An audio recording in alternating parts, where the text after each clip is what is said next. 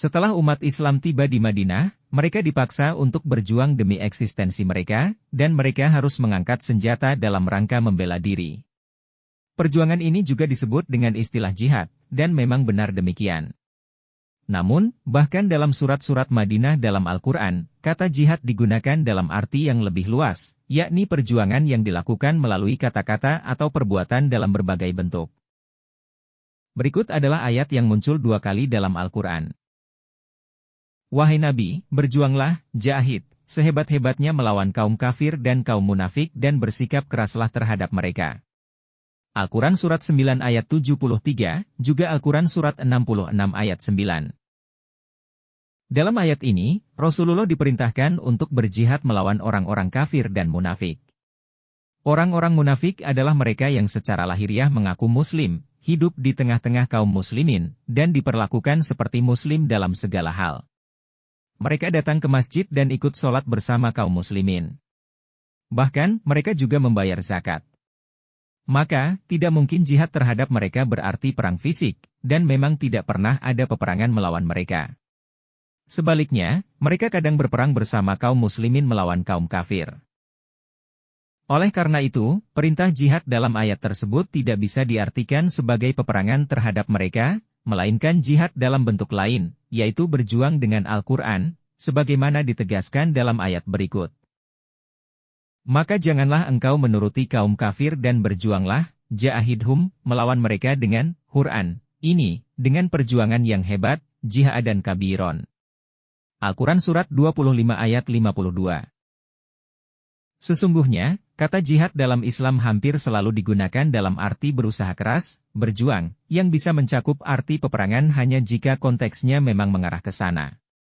Sebagai contoh, dalam salah satu ayat yang diturunkan di Madinah, Allah berfirman, sesungguhnya orang yang beriman dan orang yang berhijrah dan berjuang, jahadu, di jalan Allah, Al-Quran Surat 2 ayat 218, lihat juga Al-Quran Surat 8 ayat 74. Al-Quran Surat 9 ayat 20. Ayat ini mencakup mereka yang berperang, tetapi juga mereka yang berjuang melawan kekufuran dan keburukan dengan cara lain selain perang. Dalam surah lain yang juga diturunkan di Madinah, Allah berfirman, berimanlah kepada Allah dan utusannya, dan berjihadlah sekeras-kerasnya di jalan Allah dengan harta kamu dan jiwa kamu. Itu adalah baik bagi kamu jika kamu tahu. Al-Quran Surat 61 ayat 11. Dalam ayat yang lain dalam surah yang sama, dijelaskan bagaimana cara berjihad. Wahai orang-orang yang beriman, jadilah kamu penolong, dalam perkara Allah. Sebagaimana, Isa bin Maryam berkata kepada para muridnya, siapakah yang menjadi penolongku dalam perkara Allah? Para murid berkata, kami adalah penolong, dalam perkara Allah. Al-Quran Surat 61 ayat 14. Dalam ayat ini, makna jihad dalam ayat 11 dijelaskan dalam ayat 14 sebagai perjuangan dalam menolong agama Allah, sebagaimana para murid Nabi Isa menolong perjuangannya dalam menyebarkan kebenaran. Para murid Nabi Isa tidak diminta untuk berperang dengan senjata, melainkan mereka membantu dengan menyebarkan ajarannya di tengah kesulitan dan penganiayaan. Jihad dalam hadis. Dalam hadis, kata jihad tidak hanya digunakan untuk peperangan dalam konteks membela diri, tetapi juga untuk perjuangan dalam bentuk lain. Berbakti kepada orang tua sebagai jihad. Seorang laki-laki datang kepada Nabi dan meminta izin untuk berjihad. Nabi bertanya, apakah kedua orang tuamu masih hidup? Laki-laki itu menjawab, ya. Nabi bersabda, maka berjihadlah dengan berbakti kepada mereka. Hadis riwayat Bukhari, nomor 3004. Haji sebagai jihad terbaik bagi wanita.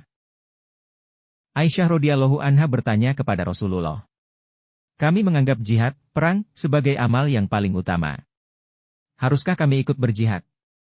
Nabi menjawab, tidak, jihad yang paling utama bagi kalian adalah haji yang mabrur, diterima oleh Allah. Hadis riwayat Bukhari, nomor 1520. Jihad yang paling utama.